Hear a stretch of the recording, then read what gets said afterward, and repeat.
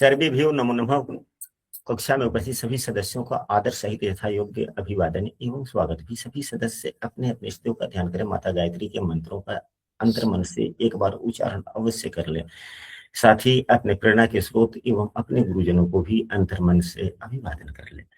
हम लोगों के द्वारा नियमित रूप से वास्तुशास्त्र पर आधारित प्रायोगिक तौर से या प्रैक्टिकली तौर से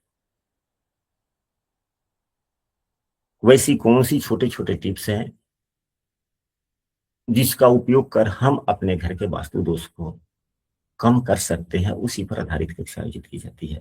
इस कक्षा की मुख्य आचार्य प्रियंका जी हैं, जो कक्षा में उपस्थित भी हैं, शामिल भी हो चुकी हैं। अब हम इनसे कक्षा के में शामिल सभी सदस्यों की ओर से इनसे निवेदन करते हैं कि आज की कक्षा की कार्यवाही को आगे बढ़ाएं। प्रणाम गुरुजी एवं सभी सदस्यों को मेरा सादर प्रणाम। गुरुजी, कल जो चर्चा हुई थी उसी के बारे में मैं थोड़ा सा रिपीट करना चाहती हूँ कि कल क्या क्या चर्चा हुई हमारी। तो जैसे कि मैंने आप सभी को बताया था कि वास्तु पुरुष मंडल का निर्माण किस प्रकार से होता है और किस प्रकार से वास्तु शास्त्र जो है वो हमारे एक इंडिया का, हमारे हिंदू धर्म का प्रतिनिधित्व करता है। तो सबसे पहले मैं आप लोगों को यह बताना चाहूंगी कि वास्तु पुरुष मंडल जो है वो किस प्रकार से काम करता है। इसके लिए okay.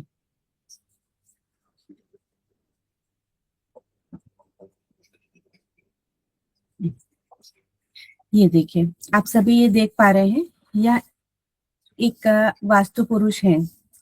आप सभी देख पा रहे होंगे कि ये जो पोर्शन है यहाँ पर, ये वास्तु पुरुष का सिर है, ये उनके हाथ है, ये दाहिना हाथ और बायां हाथ है, और यहाँ पर उनके पैर आते हैं। ये जो वास्तु पुरुष है, जब किसी घर का निर्माण होता है तो जैसा कि मैंने कल ये चीजें बताई थी कि जैसे ही किसी घर का निर्माण होता है और जब वहां पर चार दीवारें उनकी नींव रखा जाती है, तो वहां पर ये जो वास्तु पुरुष है उनका आगमन हो जाता है। और ये जो आप देख पा रहे हैं ये कहलाता है ब्रह्म स्थान। ये ब्रह्म स्थान सिर्फ उसी तरीके से है जैसे कि हमारे शरीर की एक नाभि होती है, वैसे ही ये एक वास्तु पुरुष का ब्रह्म स्थान कहलाता है। और मैंने कल 45 देवताओं के बारे में भी बात की थी। ये सभी जो हैं, ये आप यहाँ पर सबके नाम लिखे हुए हैं, देख पा रहे होंगे। रोग है, नाग है, मुखिया है, ये सब के बारे में आगे हम विस्तृत चर्चा करेंगे। लेकिन ये जो 45 देवता है, इसमें कुछ देवता है और कुछ असुर हैं। उनका जो है सबका एक स्थान बना हुआ है, और ये सभी देवता अपने उस स्थान के आधार पर अपना अपना फल प्रदान करते हैं। तो जब हम एक घर का निर्माण कर लेते हैं, चूंकि अभी चर्चा हमारी इस बात पर हो रही है कि अगर हम एक घर के अंदर रहते हैं और उस घर पर अगर किसी प्रकार का वास्तु दोष हो तो हम उसे किस प्रकार से देखें, समझें और उस पर सही ढंग से कार्य करें, जो कि हमें सही रिजल्ट दे सके। तो ये समझ लीजिए कि अगर आपका एक घर बना हुआ है तो उसमें इस प्रकार से जो है एक वास्तु पुरुष मंडल का आगमन हो जाता है। अब जो है मैं आपको कहती हूँ,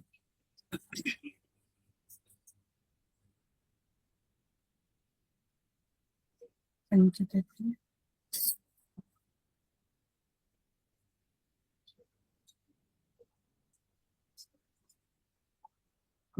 पंचतत्व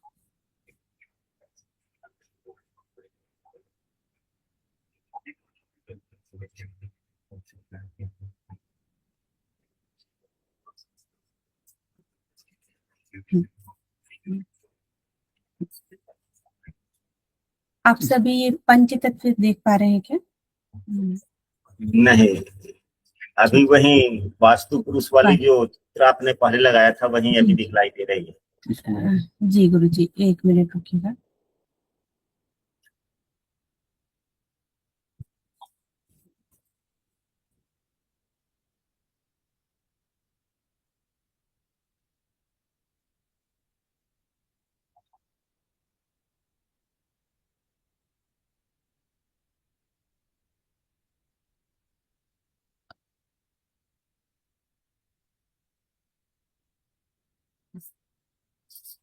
अब ये जो है ये कहलाता है पंचतत्व। मैंने कल आप लोगों को बहुत ही छोटे रूप में पंचतत्व क्या होता है उसके बारे में बताया था। अब ये जो पंचतत्व है ये किस प्रकार से काम करता है उसके बारे में हम चर्चा करेंगे। जैसे कि हम अपनी सुबह की दिनचर्या से स्टार्ट कर सकते हैं। जब कोई भी व्यक्ति सबसे पहले सुबह उठता है तो वह क्या करता है? सुबह हम जब उठते हैं तो हम अपना दैनिक रूटीन जो है दिनचर्या है उसको काम करने के बाद में ब्रह्म मुहूर्त का जो समय दिया गया है यह हमारे आध्यात्म के लिए दिया गया है कि हम ध्यान पूजा कुछ ऐसे कर्म करें जिससे कि हमको अपने पूरे दिन भर का जो होल डे है उसको अच्छे से चलाने के लिए क्या क्या कार्य करना चाहिए उसके बारे में हम एक आध्यात्मिक रूप से वो शक्ति जो है जो प्राकृतिक शक्ति है उससे जब हम एक ऊर्जा ले लें तब हम अपने जीवन को आगे बढ़ाने के लिए हमें क्या कार्य करना है किस प्रकार से करना है उस प्रकार से यह प्रकृति ने समय निर्धारित किया हुआ है। तो आप जैसे कि आज मैं पूर्व दिशा की तरफ से आप लोगों को बताऊंगी। क्षमा करिएगा। पूर्व दिशा हमारे जीवन की सबसे प्रमुख दिशा होती है। पूर्व दिशा के जो अधिपति होते हैं वह होते हैं सूर्य देवता। आप सभी आवाज सुन पा रहे हैं? हाँ जी, हाँ जी, स्पष्ट सुनाई जी दे रहा है। जी जी। तो पूर्व दिशा का अधिपत्य होता है सूर्य। सूर्य क्या है? सबसे पहले तो हम ज्योतिष पढ़ते ही हैं, रोज गुरुजी से सुनते ही हैं कि सूर्य ग्रहों के राजा हैं और सूर्य से ही पूरा संसार जो है वो चला जा रहा है। अगर सूर्य ही ना हो, उनका प्रकाश ही ना हो तो इस जीवन को के बारे में सोचना ही अकल्पनीय है। तो सूर्य जो है वो हमें रोशनी प्रदान करते हैं, वह हमारे पिता हैं, वह हमारी आत्मा है और सूर्य ही वह ऊर्जा है जो हमें आगे जीवन चलाने के लिए एक मेन सोर्स प्रदान करता है। सूर्य ही है जो हमें आगे चलने के लिए एक प्रेरणा प्रदान करते हैं। गुरु जी 1 मिनट रुकिएगा, मेरे हम क्यों नहीं दिख पा रहे हैं?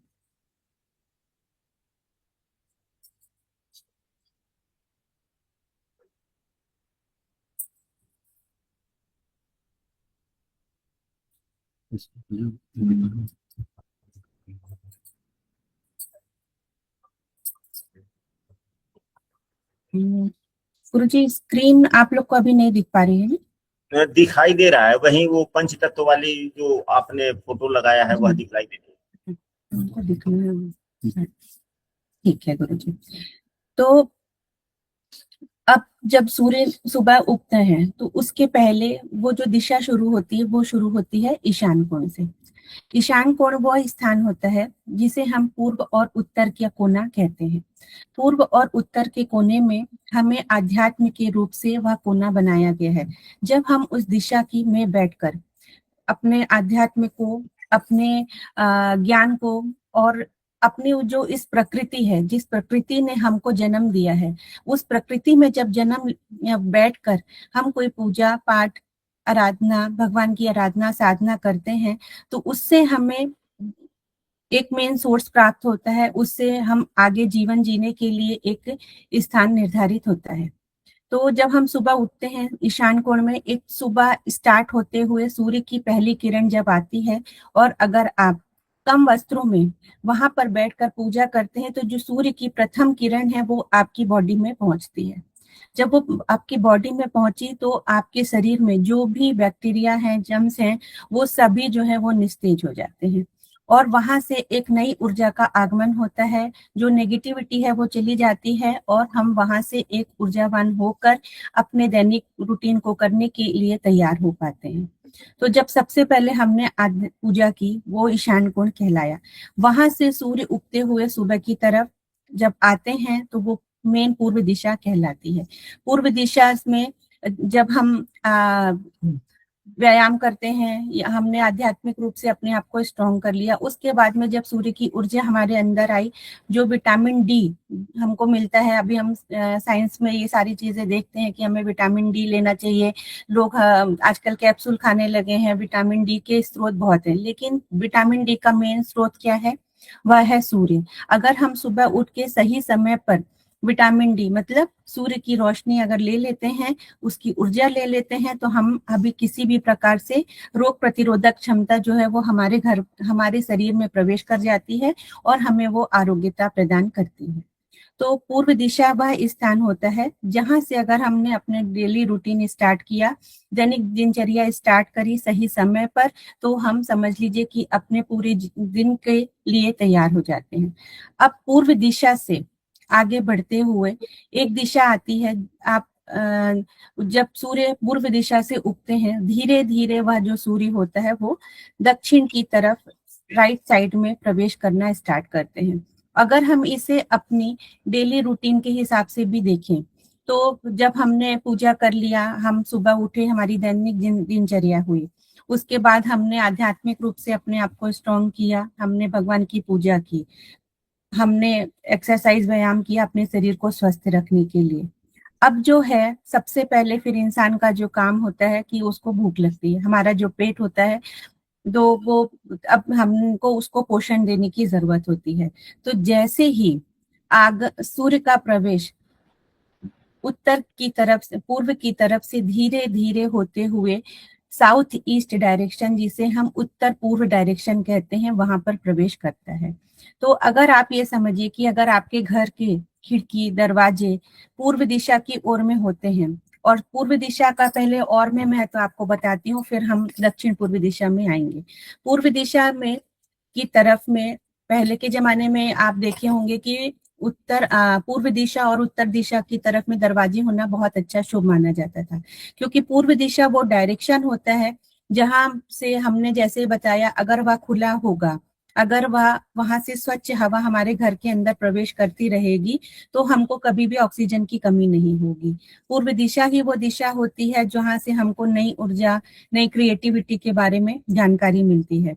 तो पूर्व दिशा खुला हुआ होना, और वह स्थान जितना खुला और जितना साफ सुथरा रहेगा, उतनी ही पॉजिटिव चीजें जो है वो हमारे घर के अंदर आएंगी। पूर्व दिशा से जब हम आगे बढ़ते हैं, तो उत्तर पूर्व दिशा स्टार्ट होती है। यह वह स्थान होता है जहां पर हमको खाना बनाने के लिए, जिसे हम अग्नेय कोण भी कहते हैं, खाना बनाने के लिए स्थान रखा गया है। इस स्थान में जब आपने पूजा कर लिया, पाठ कर लिया, और उसके बाद में जब सूर्य की किरण 9 बजे के बाद से यहाँ पर आना स्टार्ट होती है, और अगर इस जगह पर रोशनदान है, अच्छी खिड़कियां हैं, दरवाजे हैं छोटे रूप में, तो जो सूर्य की पॉजिटिविटी हमारे घर के अंदर प्रवेश करती है, वह होती है अग्निकोण के द्वारा। जब हमारे किचन में, हमारी रसोई में किसी भी प्रकार का अगर कोई बैक्टीरिया है, कोई ऐसी ऊर्जा है जो नेगेटिव ऊर्जा है, और जैसे ही उस जगह पर सूर्य की रोशनी पड़ती है, उस जगह से वो सारी नेगेटिविटी, सारी विपरीत ऊर्जा जो है वो निकल जाती है, और स्वच्छ वातावरण हमें प्रदान होता है। और अगर हम इस स्थान पर रहकर खाना बनाते हैं और खुश होके खाना बनाते हैं, तो यहाँ से जो हमको शारीरिक पूर्ति होती है, जो हमने खाना खाया और जिसने खाना बनाया, एक महिलाओं का मेन काम होता है किचन में जाना, अगर आप रसोई में जाना, रसोई में जाके अगर आपने स्वच्छ मन से, अच्छे मन से खाना बनाया, और वही खाना आपने अपने पूरे परिवार को खिलाया, अच्छे से उनका भरण पोषण किया, तो जो शारीरिक ऊर्जा यहाँ से प्राप्त होती है, वही ऊर्जा जो है वो आगे जाके हम पृथ्वी तत्व की तरफ काम कर पाती है। जैसा कि आप देख रहे हैं कि नीले रंग से बना हुआ वाटर, जिसे जल पृथ्वी तत्व कहते हैं, उसके बाद में जो है यहाँ पर लिखा हुआ है एयर, मतलब कि वायु तत्व, यहाँ पर है फायर, यहाँ इसका मतलब है अग्नि तत्व, इसके बाद आता है पृथ्वी तत्व। पृथ्वी तत्व जो होता है वह तत्व कहलाता है कि जो हमें पूर्ति प्रदान करता है। तो अब मैंने स्टार्ट किया था पूर्व दिशा से। पूर्व दिशा से जब आपने ऊर्जा ली, उसके बाद आप अग्निकोण, अग्नि दक्षिण पूर्व की दिशा में गए, वहां पर आपने खाना खाया, खाना बनाया। उसके बाद में हम तैयार होते हैं अपनी दैनिक दिनचर्या, जो हमारा कार्य रहता है। बच्चों को स्कूल जाना है, हमको अपने काम पे जाना है, हर इंसान का अपना एक काम होता है। जब आपने ये दोनों ऊर्जा बराबर मात्रा में ले ली, तब हम तैयार होते हैं इस तत्व पर काम करने के लिए। यह वह तत्व होता है जहां पर हम अपने कार्य पर करने के लिए अग्रसर होते हैं। इंसान को एक ये मिलता है, प्राप्त होता है कि हाँ, अब हमको हमारे जो डेली रूटीन है, हमको हमारा कार्य किस तरीके से करना है। और पांचवा तत्व कहलाता है ये यहाँ पर स्पेस एलिमेंट लिखा हुआ है, ये कहलाता है आकाश तत्व। आकाश तत्व का मतलब होता है हमारी इच्छाओं की पूर्ति का घर। जब आपने यहाँ पर अपने कार्य को अच्छे ढंग से किया, अगर आप यहाँ से ही स्टार्ट करिए कि अगर आपने अच्छे से सुबह की आध्यात्मिक ऊर्जा प्राप्त कर ली, उसके बाद में आपने अपने शरीर को पोषण दे दिया, फिर आपने अच्छे से खाया पिया, और आपने जब ये कार्य बराबर रूप से अच्छे से किया, तब हमें इसकी पूर्ति होती है, उसकी प्राप्ति होती है। तो हमको अगर इसकी प्राप्ति करना है, अपनी इच्छाओं की पूर्ति करना है, तो हमारे जब ये चारों तत्व बैलेंस रहेंगे, तब जाकर हम अपने दैनिक जीवन की जो दिनचर्या है उसको अच्छे रूप से प्राप्त कर सकते हैं।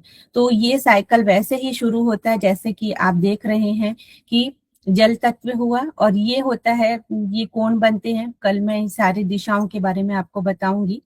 आज जो है हम इसी पंच तत्व के बारे में बात करेंगे। तो अब मैं आपको इन पंच तत्वों की और थोड़ी सी विस्तृत जानकारी देती हूँ कि जिस प्रकार से आपने नॉर्थ डायरेक्शन में गए, फिर आप एयर, हमने वायु लिया, फिर अग्निकुंड में गए, अपनी कार्य करना शुरू किया, और ये हुई हमारी इच्छाओं की पूर्ति। अब जो है आप यहाँ पर कलर सारे देख पा रहे होंगे कि हर तत्व का अपना एक कलर होता है। आप देख पा रहे हैं जल तत्व, जल का कलर हमने पहले भी देखा है, जल क्या होता है, नीला होता है। जब बहुत दूर तक हम देखते हैं तो कई जगह पर वो काले कलर का भी दिखाई देना हमको स्टार्ट होता है। तो जैसा यहाँ पे आप लोगों को दिख भी रहा है, नॉर्थ डायरेक्शन जो होता है वो होता है जल तत्व का प्रतिनिधित्व करता है। और जल तत्व जो नॉर्थ डायरेक्शन होता है, उत्तर दिशा जो होती है, वह नीले कलर से बनी हुई एक ऊर्जा है।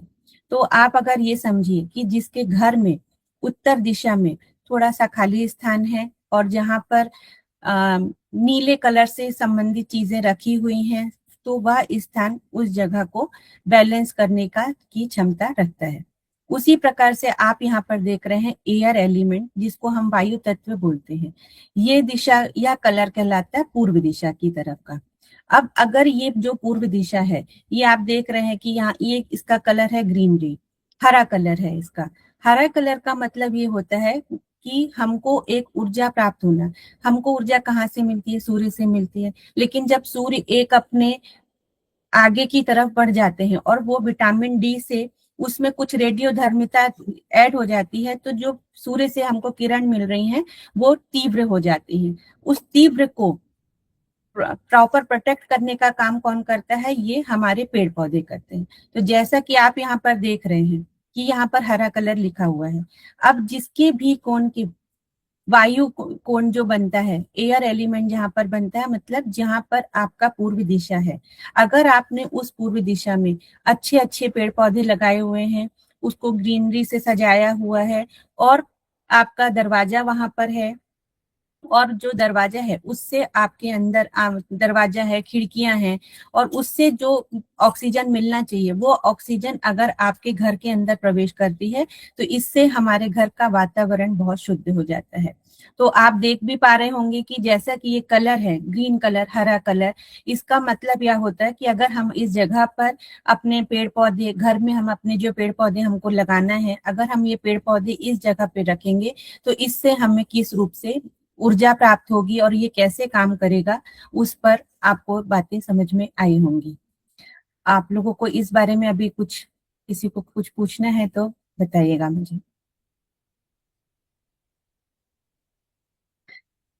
ठीक है, तो अब जो है आपने ये समझा कि ये हरा कलर जो है, मतलब यहाँ पर हमको अपना पेड़ पौधे रखने का स्थान बनाना चाहिए, और यहाँ से हमको एक ऊर्जा लेनी चाहिए। अब दूसरा पेड़ जो पूर्व दिशा के बारे में अभी मैंने बताया, अब मैं इसमें पूर्व दिशा में क्या क्या होना चाहिए उसके बारे में आप लोगों को थोड़ा सा समझाने का प्रयास करती हूँ। पूर्व दिशा वह दिशा होती है जहाँ की, जैसा अभी मैंने बताया कि यहाँ से मेन ऊर्जा और मेन चीजें प्राप्त होती हैं। तो अगर हम पूर्व दिशा में को स्थान को थोड़ा सा खाली रखेंगे, उसे साफ सुथरा रखेंगे, उसे हल्का रखेंगे, तो उतनी ही पॉजिटिविटी हमारे घर के अंदर में प्रवेश करेगी। इसलिए पूर्व दिशा को हमेशा खुला हुआ रखना चाहिए और खाली रखना चाहिए, उसे कभी भी भरा हुआ नहीं रखना चाहिए।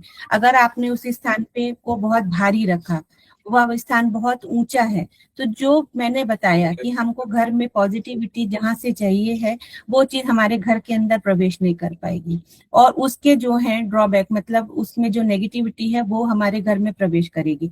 और आप ये समझो कि अगर पूर्व दिशा हमारा सही नहीं है, आपके पूर्व दिशा की तरफ क्या क्या होना चाहिए, क्या क्या नहीं होना चाहिए, अभी मैं वो बताती हूँ।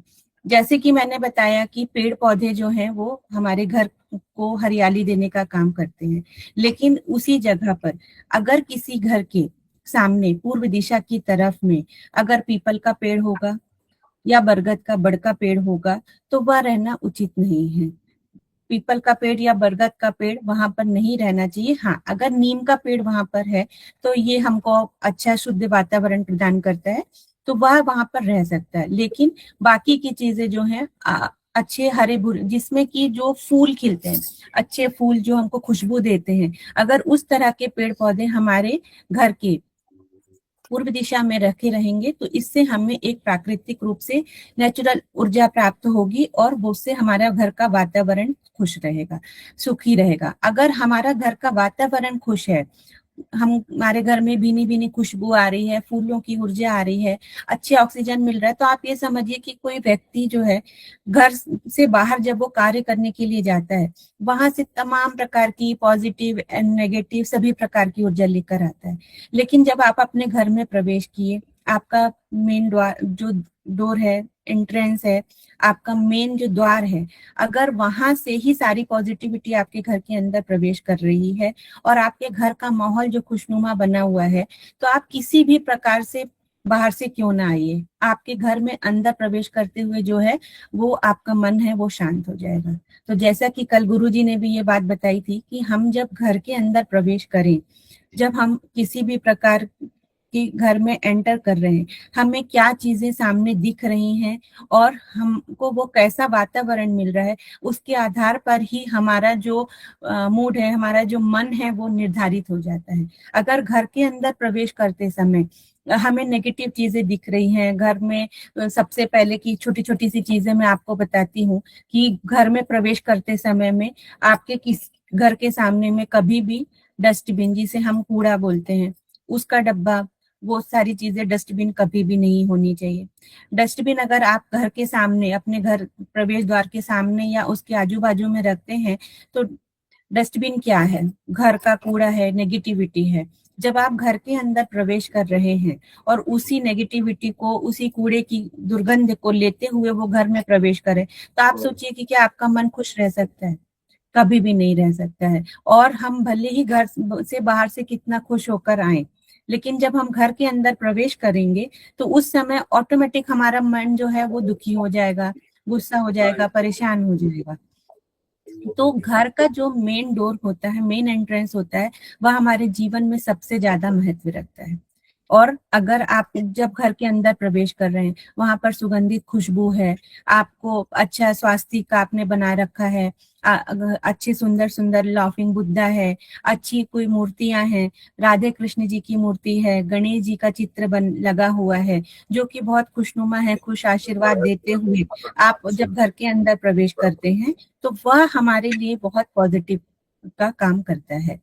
तो घर के अंदर अगर, और अभी मैं पूर्व दिशा की बात कर रही हूँ, तो पूर्व दिशा में जो है, उत्तर पूर्व दिशा का जो ये कहलाता है, दरवाजा कहलाता है, वह हमें एक आध्यात्मिक ऊर्जा प्रदान करता है। मैं आगे आप लोगों को सभी दिशाओं के बारे में, कौन सी दिशा से कौन सा जो प्रवेश होता है वो किस प्रकार का रहता है, वो सारी बातें भी आप लोगों को आगे बताऊंगी। आज पूर्व दिशा के बारे में ही बात करते हैं। तो पूर्व दिशा का जो ये तत्व है, उसके आधार पर मैंने आपको चीजें बताई हैं कि किस प्रकार से यह ऊर्जा काम करती है। अब इसके साथ में ही, जैसे मैंने आप लोगों को बताया कि सूर्य क्या है, सूर्य राजा है, इस दिशा का प्रतिनिधित्व ही सूर्य करते हैं। तो इस दिशा में क्या क्या होने से हम ग्रहों के अनुसार भी अपने घर का वास्तु ठीक कर सकते हैं। हमने देखा कि पूर्व दिशा का प्रतिनिधित्व जो है वो सूर्य भगवान करते हैं। सूर्य भगवान की ऊर्जा अगर हमने सही डायरेक्शन से ले ली तो आगे का आपने दिनचर्या देखा कि किस प्रकार से सारी चीजें सही रूप में मैनेज हो जाती हैं। तो सूर्य जो है, तो पूर्व दिशा जो है, वहां पर क्या क्या होना चाहिए और वहां पे क्या क्या नहीं होना चाहिए।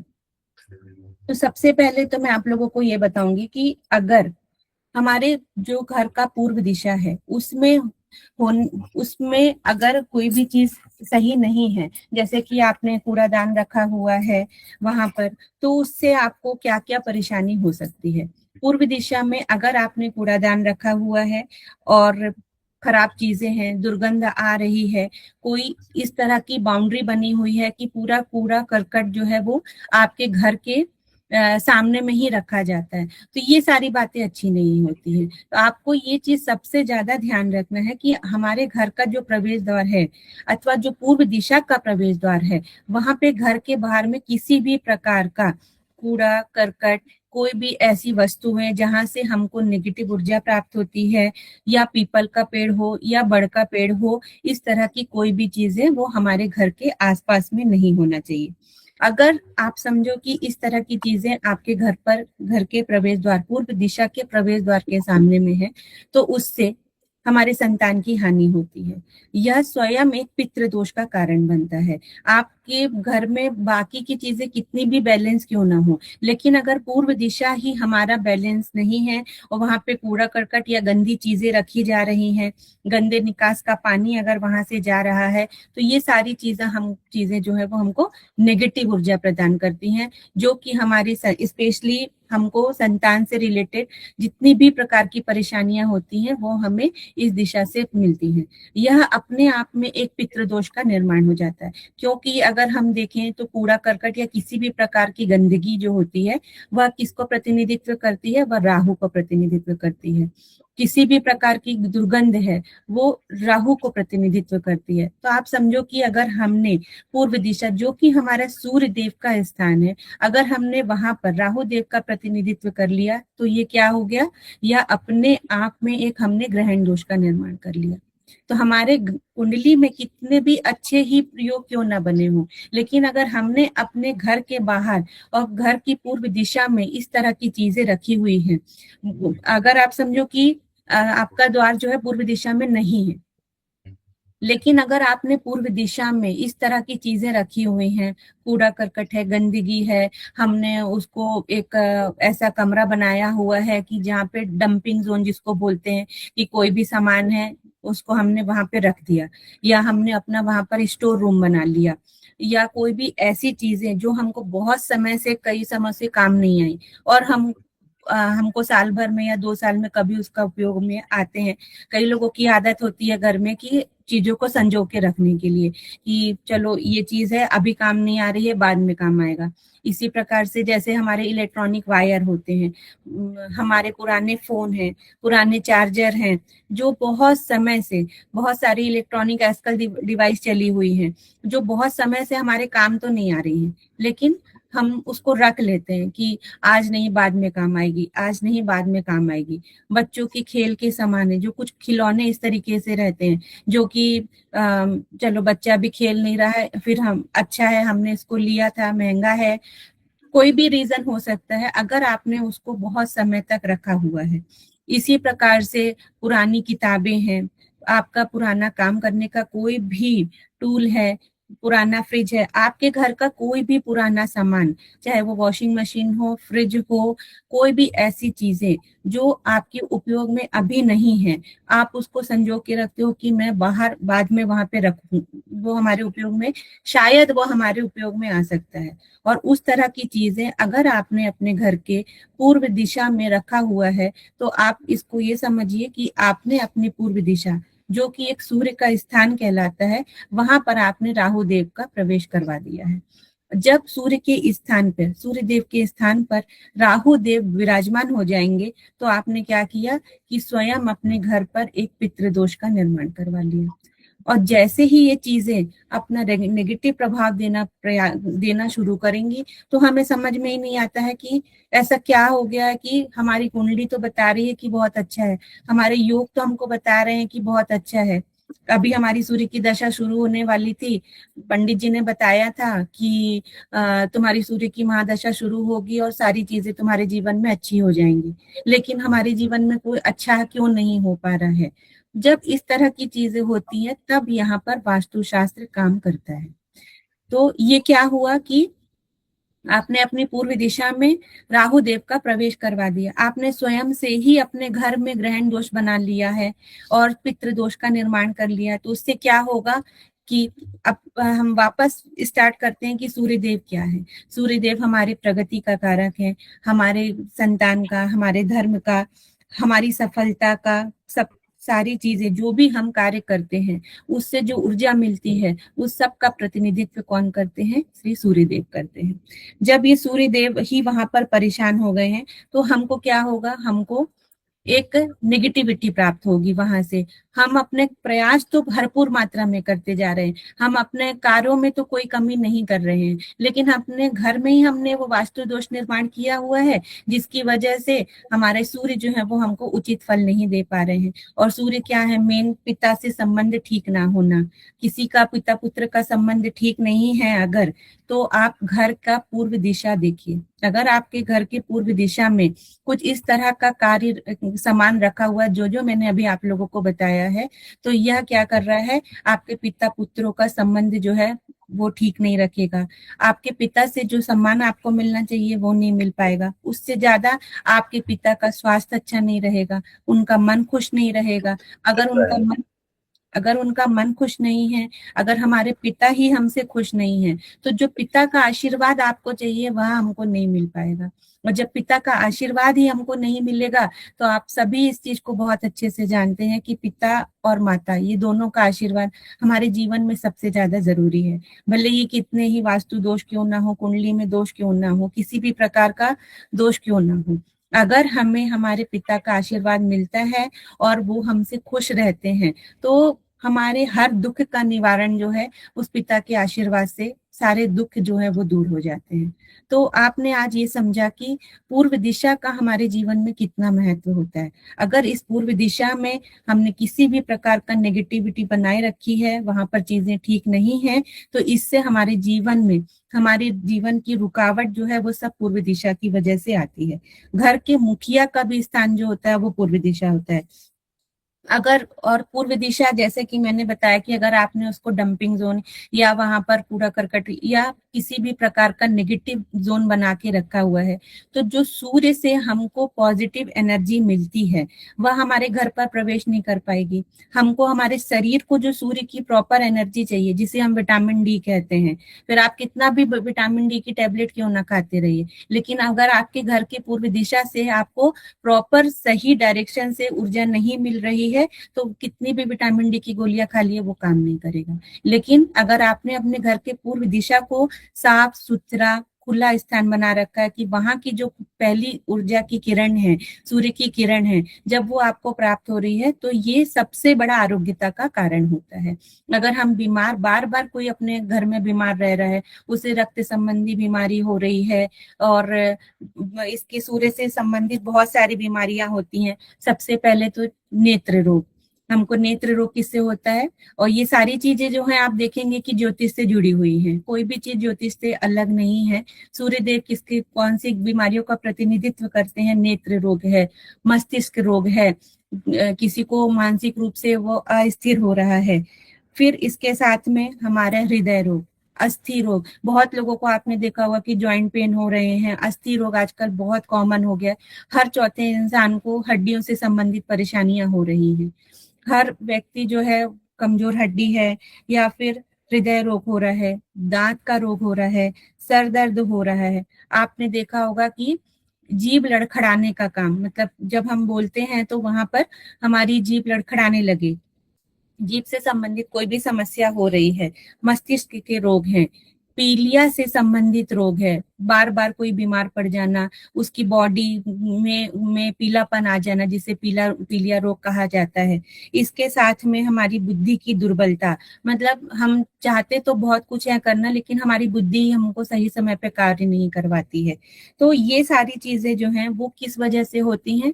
ये सभी पूर्व दिशा में अगर कोई परेशानी है, जैसा कि मैंने आगे आप लोगों को बताया कि इस तरह की चीजें वहां पर रखी होंगी, वह स्थान खुला नहीं रहेगा, या पूर्व दिशा की दीवारें बहुत मोटी मोटी होंगी, वहां से वायु आने का कोई साधन नहीं रहेगा आपके घर पर, तो आप देखिएगा कि ये बीमारियां आपके घर पर जरूर होंगी। जितनी भी चीजें मैंने बताया है, आप इसको कनेक्ट करके देखिएगा कि आपके घर के पूर्व दिशा में अगर ये सारी चीजें रखी हुई हैं, तो आपके घर में इससे संबंधित समस्याएं बहुत होंगी। किसी का प्रमोशन,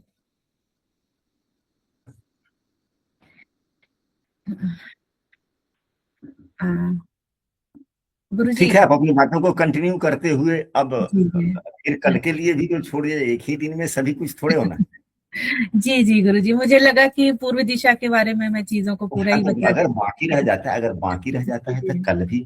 वैसे मैं भी बता दूं कि पूर्व दिशा के का जो है प्रतिनिधित्व तो सूर्य ग्रह करते ही हैं। यह ज्योतिष शास्त्र में पूर्व विदित है, पुस्तकों में लिखा हुआ है, गुरुजनों के द्वारा कहा गया है, हमारे अभिभावकों के द्वारा कहा गया है। सूर्य पूर्व दिशा का प्रतिनिधित्व सूर्यदेव करते हैं। पूर्व दिशा के स्वामी देवता जो होते हैं वह इंद्र होते हैं। इनका जो शस्त्र होता है वह वज्र होता है।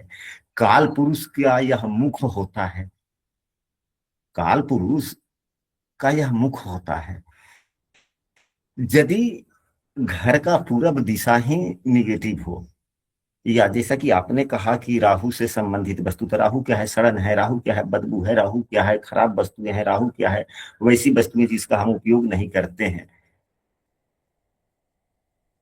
अगर वैसी चीजें अगर हम अपने घर के पूरब दिशा वाले कमरे में या पूरब दिशा के घर में संजो के रखते हैं, तो जहां पे सूर्य का स्थान है वहीं पे हम राहु को ले जाके अपने कर्तव्यों से बिठा देते हैं। तो हमारे कुंडली में भले ही ग्रहण दोष हो ना हो, हमने अपने कर्तव्यों से अपने कुंडली में बुरे योग बना लिए। हम कक्षा में भी बार बार कहते हैं कि कुंडली में बने हुए अच्छे योग को भी हम अपने कर्तव्यों से बुरे योग में परिवर्तित कर देते हैं, और बुरे योगों को हम अपने कर्मों से अच्छे योग में परिवर्तित कर देते हैं। इसी के बारे में आपने आज की कक्षा में बहुत विश्लेषण, बहुत विस्तृत रूप से बतलाया। और आज की कक्षा यहीं पे समाप्त होती है। शेष हम लोग फिर कल सीखेंगे, समझेंगे। रोज तो कक्षा होनी ही है। अब यदि आज की कक्षा में किसी भी सदस्यों के मन में अगर कोई प्रश्न रह गया हो, कोई संशय हो, या आज की कक्षा में जितनी बातों की चर्चा की गई अगर उससे संबंधित कोई प्रश्न हो, तो वे अपने प्रश्न को रख सकते हैं।